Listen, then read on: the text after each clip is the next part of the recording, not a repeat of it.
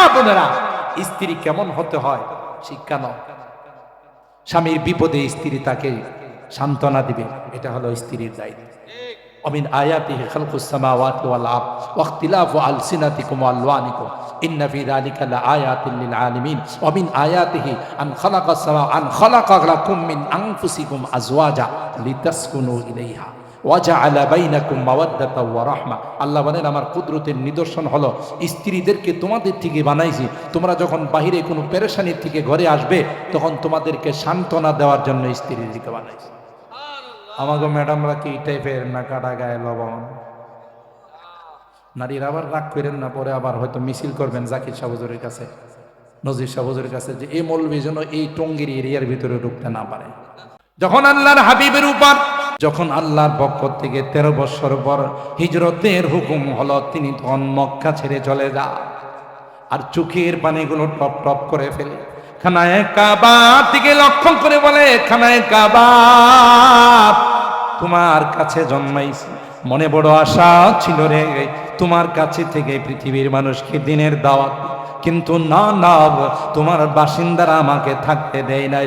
এ খানায়ে কাবা ওয়াদা দিয়ে গেলাম, আবার যদি কখনো সুযোগ হয় রে তোমার বুকে আসবো, তোমাকে তোয়াফ করব। সুবহানাল্লাহ।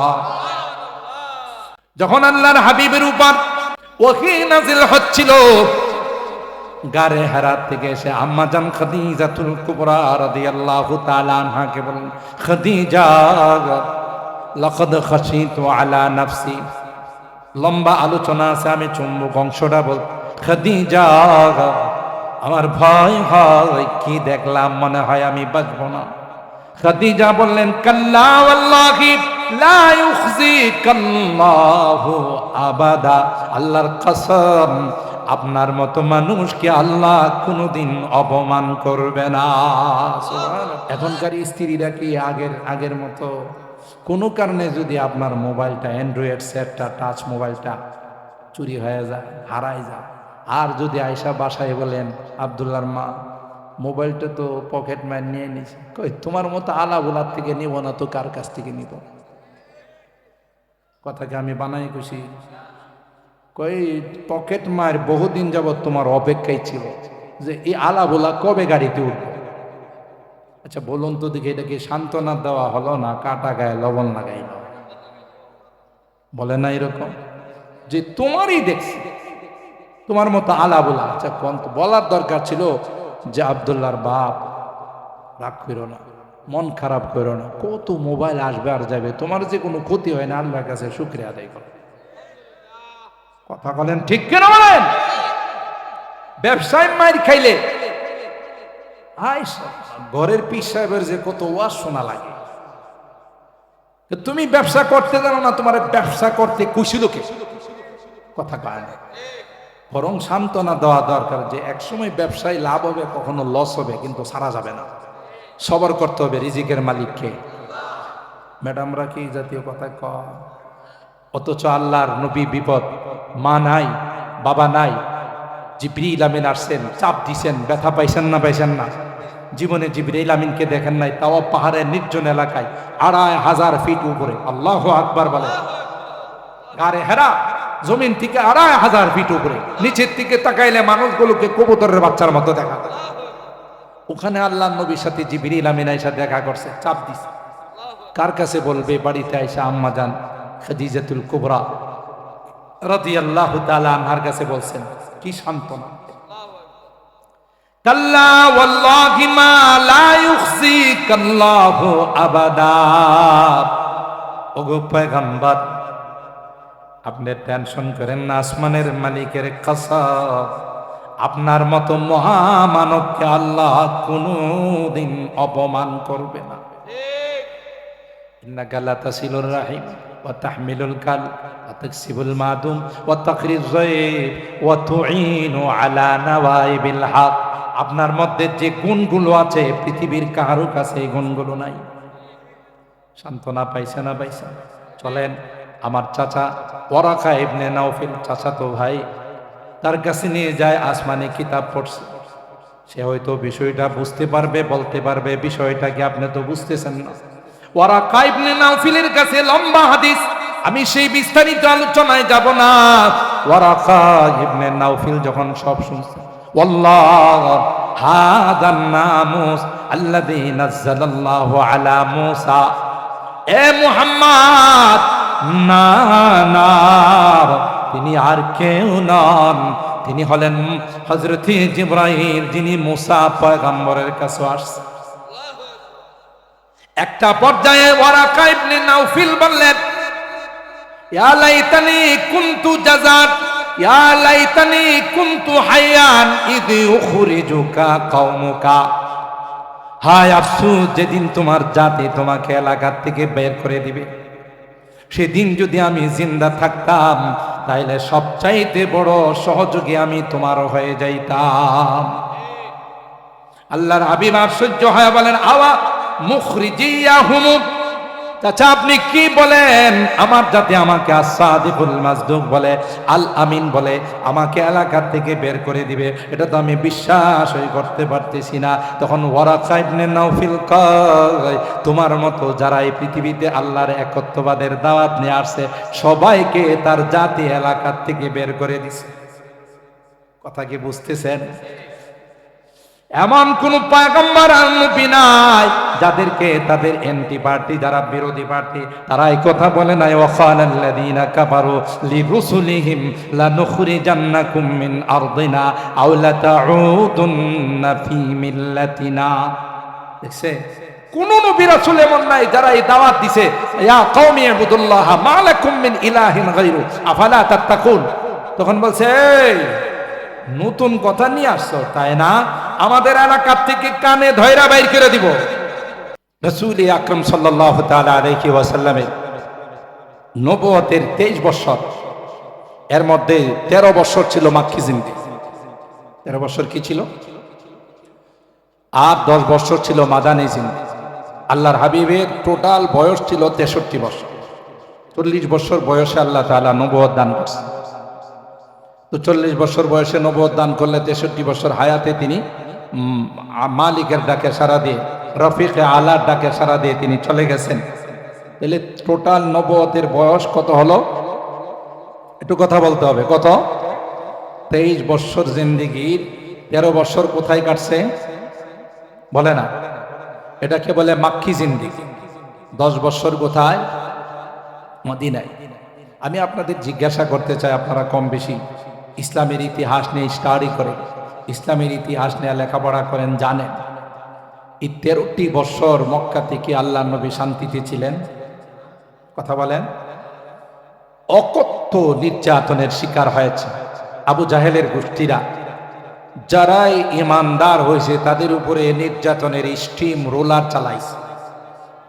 রাসূল আকরাম সাল্লাল্লাহু তাআলা আলাইহি ওয়াসাল্লাম খানায়ে কাবার সামনে সিজদারত অবস্থায় আবু জাহেলের গোষ্ঠীরা সাঙ্গপাঙ্গরা বলতেছে, কে আছো? মুহাম্মদে যখন সিজদায় যাবে তার মাথার উপরে উটের ভুঁড়ি রেখে দিবা। ফামবাআসা আশকাল কওম, সবচেয়ে বড় বদনসিব বদবক্ত উকবা ইবনে আবি মুআইত, এই বদমাশ বলছে যে আমি পারবো। কথা মতো সে উটের ভুঁড়ি নিয়ে আইসা হুজুর আকরাম সাল্লাল্লাহু তাআলা আলাইহি ওয়াসাল্লামের মাথা মোবারকের উপর রেখে দিল। কোথায় বলেন না? মাথার উপরে। কোন জায়গাতে? খানায়ে কাবার সামনে, যে গোটা 12 কিলোমিটার এরিয়া আল্লাহ কোরআনের মাধ্যমে এটাকে নিরাপদ ঘোষণা করছে। হযরত ইব্রাহিম খলিলুল্লাহ আল্লাহর কাছে দোয়া করছে, রব্বি জাআল হাদাল বালাদা আমিনা ওয়াজনুবনি ওয়া বানিয়া আন না'বুদাল আসনাম। হযরত ইব্রাহিম খলিলুল্লাহ হাত তুলে মালিককে কয়, আল্লাহ হারাম শরীফের খানায়ে কাবার আশপাশের এরিয়াটাকে তুমি নিরাপদ ঘোষণা করো। সুবহানাল্লাহ বলেন। আল্লাহ ডাক দেয়া কয়, খলিল তোমার দোয়া কবুল হয়ে গেল। আমি আল্লাহ গোটা হারাম শরীফের খানায়ে কাবার আশপাশে প্রায় 12 কিলোমিটার এরিয়াকে আমি আল্লাহ নিরাপদ ঘোষণা করে দিলাম। আল্লাহ পাক বলেন ওমান দাখালাহু কানা আমিনা, এই এরিয়ার ভিতরে যারা ঢুকেই যাবে, প্রবেশ করবে, আল্লাহ কোরআনে কয় এরা নিরাপদ হয়ে যাবে। হাদিসের মধ্যে আসছে লা ইউখতালা খালাহা ওয়ালা ইউদাদু শাওকুহা ওয়ালা ইউখতাউ শাজারুহা ওয়ালা ইউলতাকাদু লুকতাতুহা। এতটাই নিরাপদ, শুধু মানুষই নিরাপদ নয়, হারাম শরীফের এরিয়ার ভিতরে কোনো পিপিলিকাকেও হত্যা করার অনুমতি নাই। লেখা আছে আরবিতে, হারাম শরীফ যেখান থেকে শুরু হয় আরবিতে লেখা আছে হাদা বিদায়াতুল হারাম, হাদা নিহায়াতুল হারাম। ইংলিশে লেখা আছে হারাম স্টার্ট। কথা বলেন ঠিক না? এই এরিয়ার ভিতরে সব কিছু নিরাপদ। কে ঘোষণা করছেন? শুধুই যে মানুষের কাছে নিরাপদ তা না, এই রাসূল আকরাম সাল্লাল্লাহু তাআলা আলাইহি ওয়াসাল্লাম মদিনাতে গিয়ে আল্লাহরে কয়, আল্লাহ খলিলুল্লাহ কানায় কাবার আশপাশের এরিয়াকে হারাম ঘোষণা করার জন্য, নিরাপদ ঘোষণা করার জন্য আপনার কাছে দোয়া করছে। আমি হাবিবুল্লাহ মদিনার আশপাশকে হারাম ঘোষণার জন্য তোমার কাছে প্রার্থনা করলাম। এই জন্য সৌদি আরবের যারা রাজা বাদশাহ হয় তাদের সবচেয়ে বড় লকব হলো খাদিমুল হারামাইনিস শরীফাই, দুই হারামের খাদেম। এটা হলো তাদের সবচেয়ে বড় লকব। হারামে মক্কা, হারামে মদিনা। হযরত রাসূল আকরাম সাল্লাল্লাহু তাআলা আলাইহি ওয়াসাল্লাম আল্লাহর কাছে দোয়া করে মদিনাকে নিরাপদ ঘোষণা করছেন। ইব্রাহিম খলিলুল্লাহ দোয়া করে মক্কাকে নিরাপদ ঘোষণা করলেন। কথা বলেন ঠিক কিনা? মুহতারাম হাজিরিন, এই জন্য হাদিসের মধ্যে আসছে দাজ্জাল, নাম শুনছেন না? এই দাজ্জাল কিয়ামতের পূর্বে যে আত্মপ্রকাশ করে, দাজ্জাল গোটা পৃথিবী ভ্রমণ করে, অপ্রতিরোধ্য। কেউ দাজ্জালকে থামাইতে পারবে না।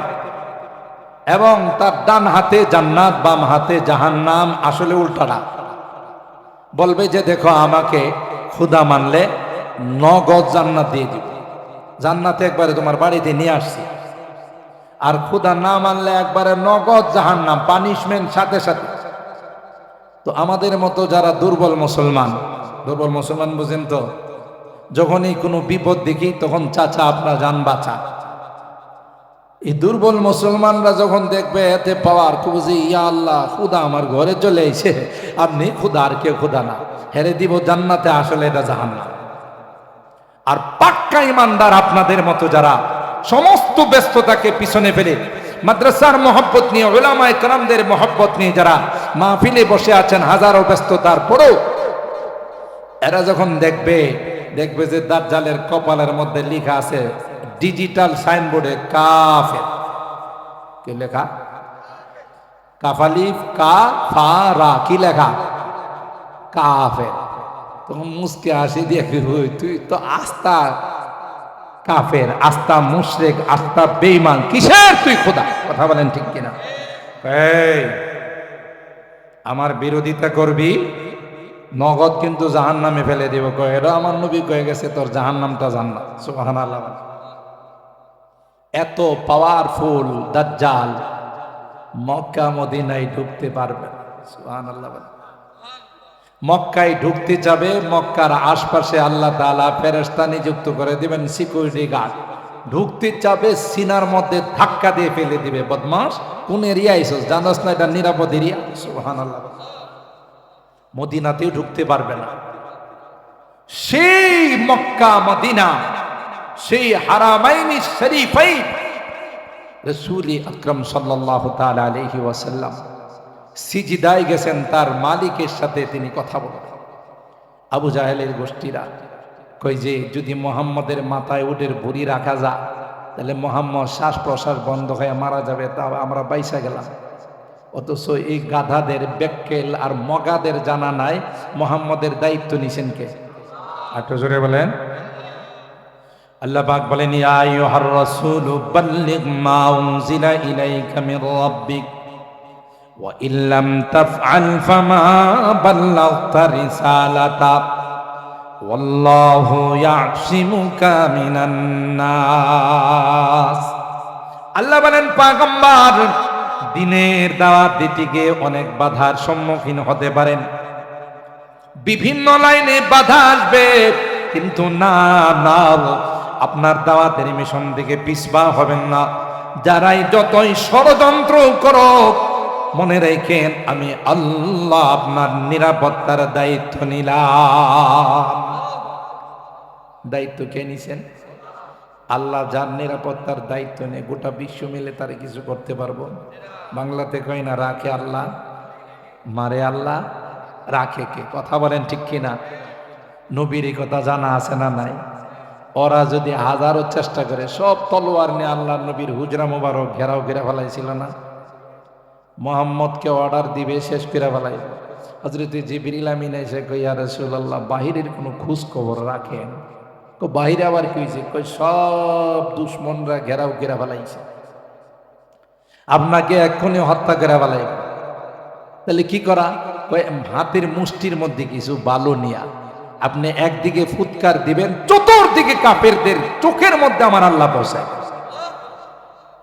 সাহাতিল ওযু বলে আল্লাহর হাবিব যখনই ফুৎকার মারছেন, সমস্ত কাফেরদের চোখের মধ্যে এই বালুগুলো কে পৌঁছাই দিয়েছেন? শুধু পৌঁছাইছেন পিপার স্প্রে। বিগত দিনে বিরোধী দলের আন্দোলন দমন করার জন্য একটা নতুন অস্ত্র ব্যবহার হয়েছে, এটার নাম হলো পিপার স্প্রে। এটা মরিচের গোড়া দিয়া বানানো, মেশিন দিয়া যখন মারে আর চোখের মধ্যে পৌঁছে, চোখ কি জ্বালা যন্ত্রণা করে না? করে না? চোখকে কসলাইতে থাকে। আল্লাহ প্রত্যেকটি কাফেরের চোখের মধ্যে পৌঁছাই দিছে, আর পিপার স্প্রের কাজ করছে। আল্লাহু আকবার বলেন। আল্লাহ বলেন, ওয়ামা রামাইতা ইদ রামাইতা ওয়ালাকিন্নাল্লাহ রামা। এ পয়গম্বর, আপনি তো শুধু একদিকে ফুৎকার মেরেছিলেন, চতুর্দিকে কাফেরদের চোখের মধ্যে কে পৌঁছাই দিয়েছিলেন?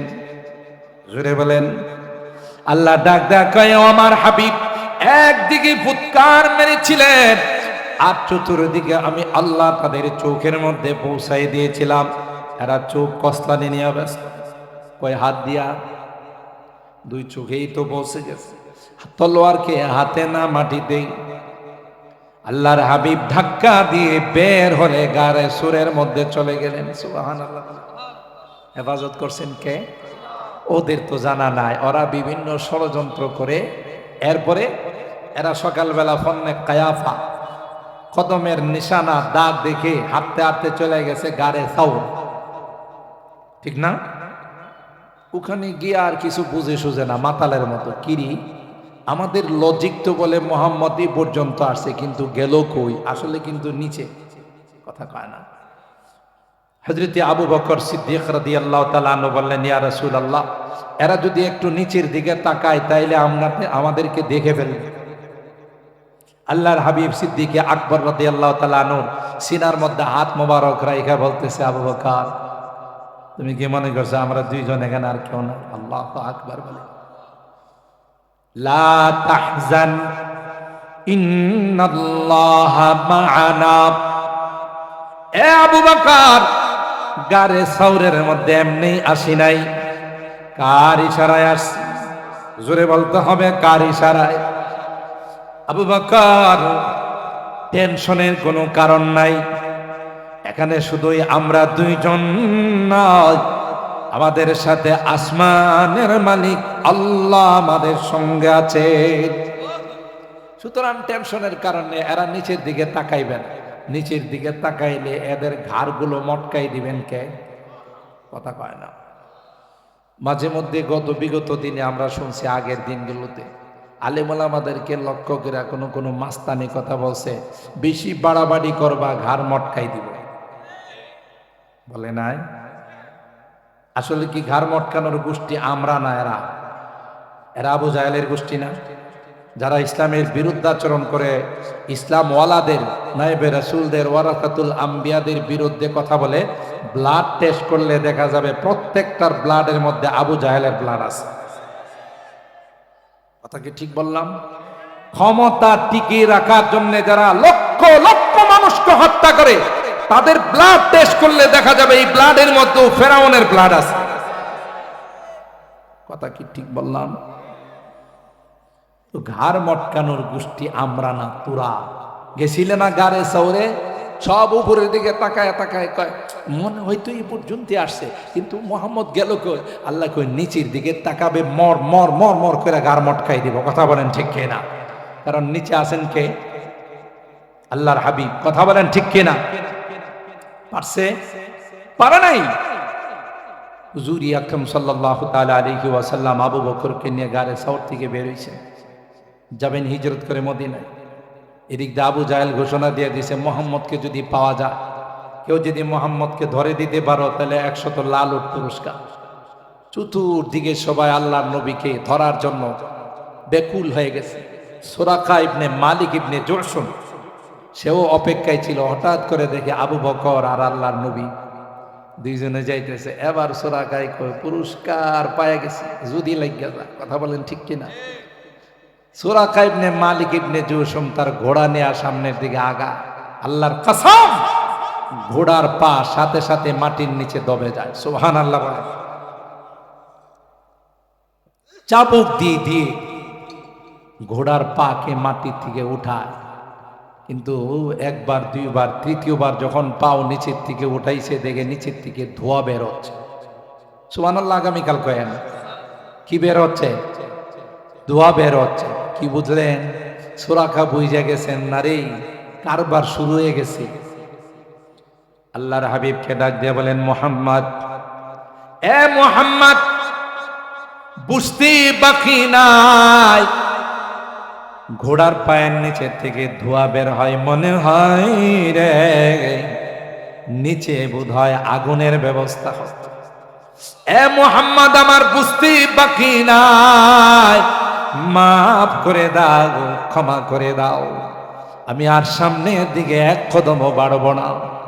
আল্লাহ নবী বলেন, শর্ত হলো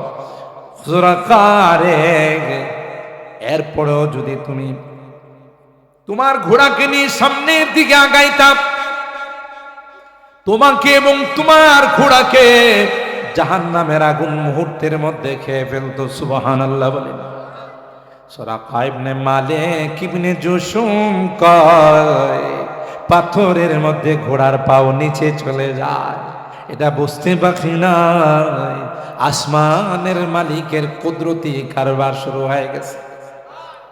ছেড়ে দাও, কাউকে বলবো না, তোমাদের সন্ধান দেব না। সামনে গিয়ে আবু জাহেলের সঙ্গে দেখা। আবু জাহেল কয়, সুরাকা কোনো খবর আছে? সুরাকা কয়, সবচেয়ে বড় খবর আছে। সুবহানাল্লাহ বলে। কি খবর? মুহাম্মাদের সঙ্গে সাক্ষাৎ হয়েছিল। তারপর ধরলা না কেন আবু জাহেল রে? তুমি যদি ওখানে যে কাণ্ড শুরু হয়েছিল, মালিকের লীলা খেলা যা শুরু হয়েছিল, তুমি যদি দেখতা তাইলে বুঝতাম মুহাম্মদের সঙ্গে পৃথিবীর কেউ মোকাবেলা করতে পারবে না। আবা হাকামিন ওয়াল্লাহি লাউ রাআইতাহু, আবা হাকামিন ওয়াল্লাহি লাউ রাআইতাহু লিআমরিন জওয়াদিন তাসুখু কাওয়াইমুহু আলিমতা ওয়া লাম তুশাক্কিক বিআন্না মুহাম্মাদান রাসূলুম বিবুরহানিন ফামান দা ইউকাবিমুহু। আল্লাহু আকবার বলেন। এ আবু জাহেল, আমি যখন মুহাম্মাদের নিকটে যাই, আমার ঘোড়ার পাওটা নিচে দেবে যায়। আল্লাহু আকবার। একবার দুইবার তিনবার চাবুক দিয়ে উঠাইলাম, এরপরে দেখি নিচে থেকে ধোয়ার কুণ্ডলী বের হয়। আমার বুঝতে বাকি নাই, এখান থেকে ধোয়া বের হওয়ার অন্য কোনো কারণ নাই, মুহাম্মদের খোদা আমাকে আমার ঘোড়াকে জ্বালানোর ব্যবস্থা করছে। আল্লাহু আকবার। এ আবু জাহেল, আল্লাহর কসম করে বলি রে আবু জাহেল, মুহাম্মদের বিরোধিতা কইরো না, মুহাম্মদের ষড়যন্ত্র, মুহাম্মদের বিপক্ষে ষড়যন্ত্র কইরো না। গোটা বিশ্ব যদি মিলে চেষ্টা করে রে, আল্লাহর হাবিব মুহাম্মদের মোকাবেলা করতে পারবে না। নিঃসন্দেহে তিনি আল্লাহর পেয়ারা হাবিব। আলিমতা ওয়ালাম তুশাক্কিকি বিআন্না মুহাম্মাদান রাসূলুন বিবুরহানিন ফামান দা ইউকাবিমুহু। সুতরাং মুহাম্মাদের পিছনে লাইগো না আলাইকা বিকাফিন নাসি ফাইন্নানি। সুতরাং তোমার উচিত হবে সবাইকে মুহাম্মদ থেকে দূরে রাখো। যদি তা না করো রে আবু জাহেল, কপাল পুড়বে। তুমি যত বাহাদুরি হও, দুইটা পিচ্ছি দিয়া কিন্তু তোমার গলা কাটাইবে। কথা কয় না? ইসলামের ইতিহাস বলে যারা যত বড় দুশ্মন ছিল, আল্লাহ রাব্বুল আলামিন তত ক্ষুদ্র জিনিস দিয়ে তাদেরকে সাইজ করছে। আব্রাহার হস্তি বাহিনী নিয়ে আসছে, বিশাল বিশাল হাতি, হাতির উপর বসাইছে আরেক হাতি। কথা কয় না? হাতির উপরে কি আরেক হাতি? খানায়ে কাবা ধ্বংস করে দিবি। ইয়ামানের রাজধানী সনআর মধ্যে কাবা বানাবে। আল্লাহ পাক রব্বুল আলামিন ছোট্ট আকৃতির এক ঝাঁক পাখি পাঠিয়ে দিলেন। আল্লাহু আকবার বলেন, আর জোরে বলেন আল্লাহু আকবার। আলম তারা কাইফা ফাআলা রাব্বুকা বিআসহাবিল ফিল আলাম ইয়াজআল কাইদাহুম ফি তাদলিল ওয়া আরসালা আলাইহিম طيرا أبابيل ترميهم بحجارة من سجيل فجعلهم كعصف مأكول। আব্রাহা তার সৈনিকদেরকে নিয়ে রেডি, অর্ডার হবে মেশিন গান দিয়ে খানায় কাবাতে আক্রমণ হবে। আল্লাহর হাবিবের দাদা খাজা আব্দুল মুত্তালিব খানায় কাবার মুতাওয়াল্লি, ইনি সহ আরো যারা ছিলেন। কারণ আব্রাহার বাহিনী তাদের উট দুম্বাগুলো লুটতরাজ করে ফেলছে। আব্রাহার কাছে গিয়ে বলল, আব্রাহা তোমার সৈনিকেরা আমাদের উট দুম্বাগুলো লুট করে নিয়ে গেছে, ফেরত দাও। আব্রাহা আশ্চর্য হয়ে তাদের দিকে তাকায়া বলে, আমি আশ্চর্য হলাম, শুনেছি রে তোমরা নাকি খানায় কাবার মুতাওয়াল্লি, খানায় কাবা দেখাশোনা করো, তোমাদেরকে জানা নাই কিছুক্ষণের মধ্যে যে ট্র্যাজেডি হবে, খানায় কাবার অস্তিত্ব থাকবে না। খানায় কাবা নিয়ে তোমাদের কোনো আপত্তি নাই, কোনো আবদার নাই। মুস্কি হাসি দিয়ে খাজা আব্দুল মুত্তালিব কয়, না না, এটা তো আমাদের ঘর না, এটা আসমানের মালিকের ঘর। আরো আস্তে আল্লাহু আকবার বলেন, আরেকটু আস্তে বলেন আল্লাহু আকবার। আমরা হলাম উটের মালিক, আমরা হলাম দুম্বার মালিক। দুম্বা চাইতে আসছি ঘর, এটা আমাদের নয়। আমরা এই ঘরের খেদমত করি, ঘরের দেখাশোনা করি। আসমানের মালিকের ঘর, তার ঘর তিনি রক্ষা করবেন, সন্দেহ নাই। কিভাবে রক্ষা করবেন সেটা দেখার অপেক্ষায় আছি। আল্লাহু আকবার। পাহাড়ের উপর গিয়ে বসা আছেন, কিছুক্ষণের মধ্যেই দেখা যায় ওয়া আরসালা আলাইহিম তায়রান আবাবিল। তাফসীরের কিতাবের মধ্যে আসে ছোট্ট ছোট্ট পাখিদের ঠোঁটের মধ্যে আমার আল্লাহ পাথরের সামান্য দানা, যেই দানার পরিমাণটা হলো মসুরির ডালের মতো। মসুরির ডালের দানা এক একটা কমপক্ষে 2-3 কেজি হয়, আধা কেজি তো অবশ্যই হয়, হ্যাঁ 100 গ্রাম তো অবশ্যই। ছোট্ট মসুরির দানা ছটাক মটাক হবে না, কথা বলেন ঠিক কিনা? কিন্তু ওই মসুরির দানার মতো পাথরের মধ্যে আল্লাহ পাক যার উপর আক্রমণ হবে তার নাম, তার বাবার নাম, তার দাদার নাম, তার বংশের নাম লেখা। সোলজারকে আল্লাহ বলে দিলেন যার দায়িত্ব যাকে দেওয়া আছে, সুজা তার মাথার উপর গিয়ে দাঁড়িয়ে যাবে। অর্ডার হবে রে, অর্ডার হতে দেরি হবে, তোমার ঠোঁটের দিকে পাথরটা সারতে দেরি হবে না। আল্লাহ বলেন তারমিহিম বিহিজারাতিম চিল ফাজআলাহুম কাআসফিম মাকুল। ছোট্ট পাথর যখন ওই পাখিগুলো ঠুটে থেকে ফেলে দেয়, আল্লাহর কসম পাথরগুলো প্রথমে সৈনিকদের লোহার টুপের মধ্যে আঘাত করে, সুবহানাল্লাহ বলে, লোহার টুপ ছিদ্র করে মাথার খুলির মধ্যে আঘাত করে, মাথার খুলকে ছিদ্র করে নারী ভুঁড়ির মধ্যে আঘাত করে, আল্লাহু আকবার। এরপরে হাতির উপর আঘাত করে। আল্লাহ কোরআনে কয় ফাজআলাহুম কাআসফিম মাকুল, এমন বানাই দিছে হাতির উপর হাতি, কথা বলেন ঠিক কিনা? সবগুলো ঘাস খাওয়ার পর পা দেয়া মারাই করে, যেমন গরু বাছুর এবং ছাগল ভেড়া মহিষগুলো রাখে, কই প্রত্যেকটাকে আমি আল্লাহ মাটির সঙ্গে মিশাই দিলাম।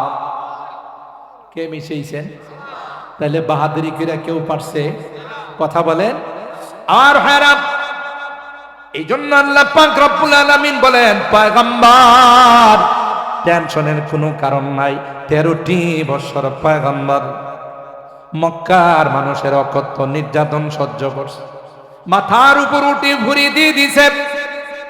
আবু জাহেলের গোষ্ঠীরা হাসতে হাসতে একজন আর একজনের গায়ে পড়ে যাচ্ছে। এই তো মুহাম্মদ নিঃশ্বাস বন্ধ হয়ে মারা গেল, কিন্তু মুহাম্মদের দায়িত্ব কে নিছে? জুড়ে বলেন। মুহাম্মদের দায়িত্ব তো আল্লাহ নিয়েছেন। পৃথিবীর কোন শক্তি তাকে মারতে, জুড়ে বলেন, পারবে? কেউ তাকে মারতে পারবে না। হযরত আব্দুল্লাহ ইবনে মাসউদ রাদিয়াল্লাহু তাআলা আনহু এই দৃশ্য দেখে ফাতেমা রাদিয়াল্লাহু তাআলা আনহাকে বললেন, ফাতেমা রে, আমার নবীর মাথার মধ্যে 2টা উটের ভুঁড়ি রেখে দিয়েছে, আমার নবী মাথা মুবারক উঠাইতে পারতেছে না। এরা হাসতে হাসতে একজন আরেকজনের গায়ে পড়ে যাচ্ছে। দুইজনে মিলে মাথা থেকে আল্লাহর হাবিবের মাথা মুবারক থেকে উটের ভুঁড়িটা সরাইল। আল্লাহর হাবিব মনে বড় কষ্ট পাইল, হায় হায়, মালিকের দরবারে খানায় কাবার সামনে মাথা ঠেকাইয়া মালিকের কুদরতি পায়ে সেজদা দিয়ে সুবহানা রব্বিয়াল আ'লা, সুবহানা রব্বিয়াল আ'লা, আমি মালিকের দরবারে আমি সিজদা দিয়ে মালিকের প্রশংসা করব। দুশ্মনের দল আমাকে এখানেও সেজদায় দিয়ে কিছু বলতে দেয় না। আল্লাহ পাকের দরবারে আল্লাহর হাবিব হাত তুলে দোয়া করে, আল্লাহ আল্লাহুম্মা আলাইকা বিআবি জাহাল, আল্লাহুম্মা আলাইকা বিউতবা, আল্লাহুম্মা আলাইকা বিশাইবা। এ মালিক, তোমার ঘরের সামনে তোমাকে সেজদা দিয়েছিলাম, এই দুশ্মনের দল আমাকে সেজদা দিতে দেয় না, আমি যেন মারা যায় ষড়যন্ত্র করেছে।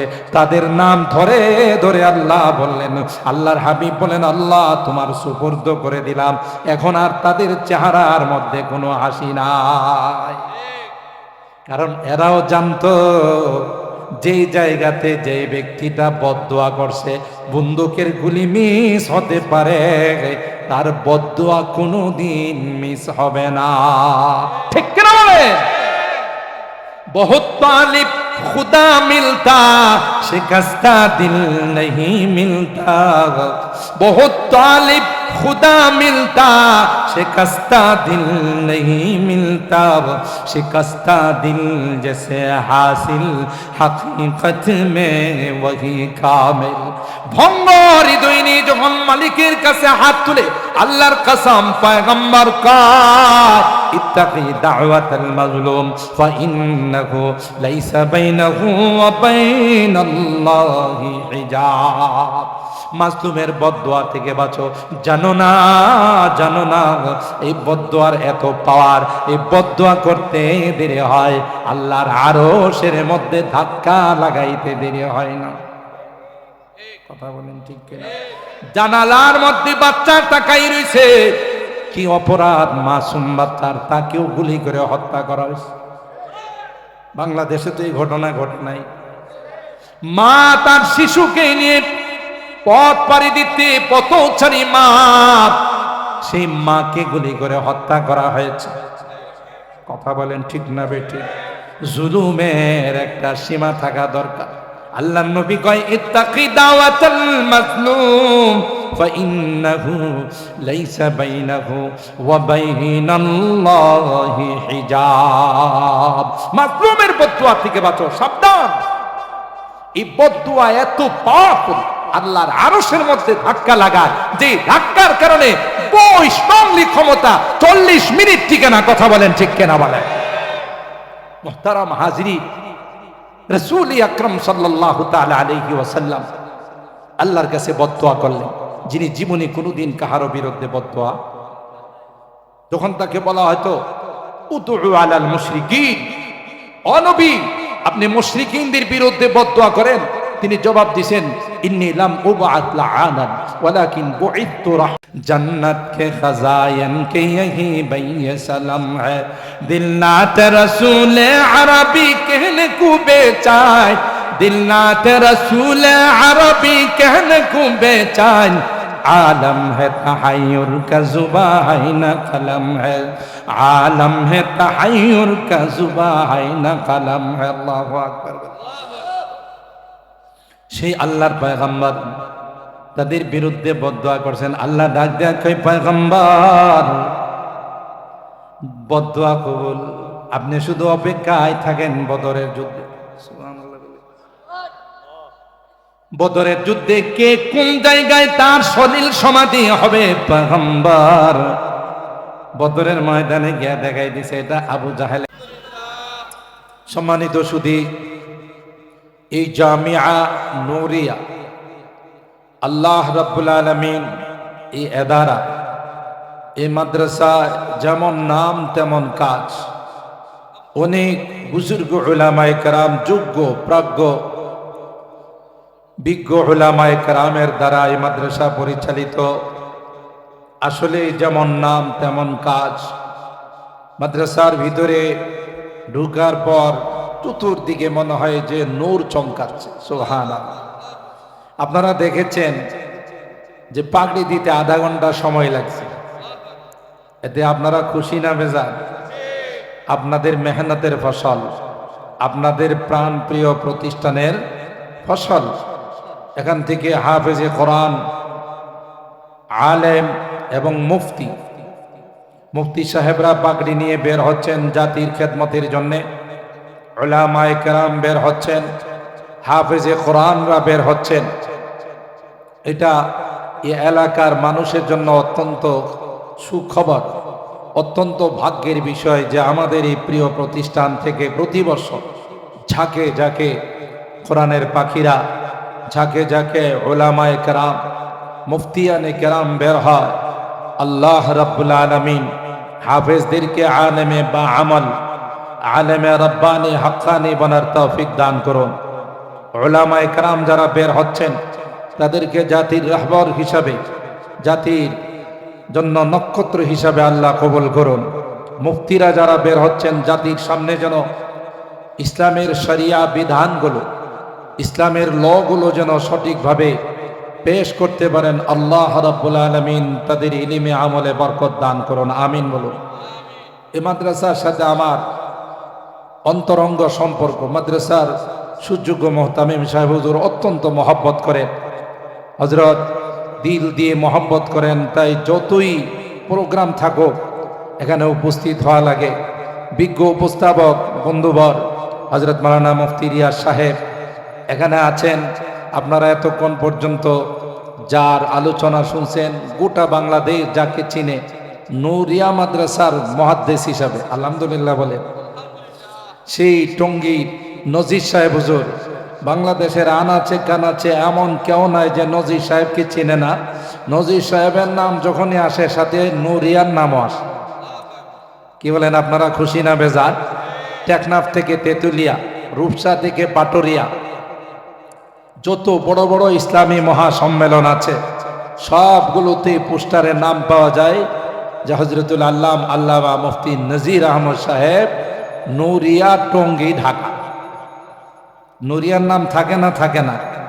গত 18 তারিখে জমিয়তুল ফালার মাহফিল চট্টগ্রামে আমার মহব্বতের ভাই একসঙ্গে দুজনে একই মঞ্চে বয়ান করে যেহেতু উনি আমার চেয়ে ওয়াজের লাইনে সিনিয়র, এই জন্য আগের বিমানে চলে আসছে, আমি পরের বিমানে আসছি। সিনিয়র যেহেতু আগের বিমানে আসবে, ওখান থেকে একসঙ্গে বয়ান করে দুইজনেই ঢাকার উদ্দেশ্যে আসছি। আলহামদুলিল্লাহ, অত্যন্ত মহব্বতের মানুষ আর বড় এখলাসওয়ালা মানুষ। আমার বলতেছে, ভাই বড় বড় মাহফিলে বয়ান করতে আমার কাছে বেশি ভালো লাগে না, ছোট ছোট মাহফিল ভালো লাগে। আলহামদুলিল্লাহ বলে। অনেকে আছে না, লক্ষ লক্ষ মানুষ না হলে আমি বয়ান করব না। এখলাসওয়ালা যারা, যে মানুষ কম থাকুক, ইসলামের বিধান হলো যে কাইফ, কাম দিয়ে ইসলাম কখনো গণনা করে না, সংখ্যা দিয়ে ইসলাম গণনা করে না, কোয়ালিটি দিয়ে ইসলাম বিবেচনা করে। ঠিক কিনা বলেন? সেই রকমের একজন এখলাসওয়ালা মানুষ। আল্লাহ ওনার জুবানের মধ্যে ইলিমে আমলে হায়াতে বরকত দান করুন। আমার আরেক দেওবন্দের সাথী, আপনাদের এই মাদ্রাসার মায়া নাজ মুহাদ্দিস হযরতুল আল্লাম আল্লামা মুফতি মনির কাসিমি দামাত বারাকাতুহুম। তো এখানে নূর চমকাবে না তো কি চমকাবে? সব তো আপনজন। কথা বলেন ঠিক কিনা? আল্লাহ তাআলা এই মাদ্রাসাকে দিন দিন তারাক্কি নসিব করুন, আমিন বলুন। মোহতারাম হাজিরিন, আল্লামা হাসান জামিল সাহেব বয়ান করছেন, আমাদের ভাই নজির আহমেদ সাহেব বয়ান করছেন। এখন আর শেষ সময়ে খুব বয়ানের দরকার আছে বলে মনে করি না, যেহেতু আমাকে লাস্টে বসানো হয়েছে। আপনাদেরকে নিয়ে আমি দোয়ার দিকেই চলে যাব। যারা দাঁড়িয়ে আছেন যদি একটু মেহরবানি করে বসে যান। আমি সর্বোচ্চ 12টা, আরো আগেও আমি শেষ করে দিতে পারি। আপনারা যদি একটু ধৈর্য সহকারে বসেন, তাইলে আখিরি মোনাজাত করে আমরা যাব। কথা বলেন ঠিক কিনা? ও ভাই, মোনাজাত দোয়া অনেক বড় ইবাদত। আর দোয়া ও হুয়াল ইবাদা, দোয়াকে বলা হয়েছে এটা একটা মুস্তাকিল স্বয়ং সম্পূর্ণ ইবাদত। আবার কোন বর্ণনায় আসে দোয়া ও মুখুল ইবাদা, সমস্ত ইবাদতের নির্যাস হলো দোয়া।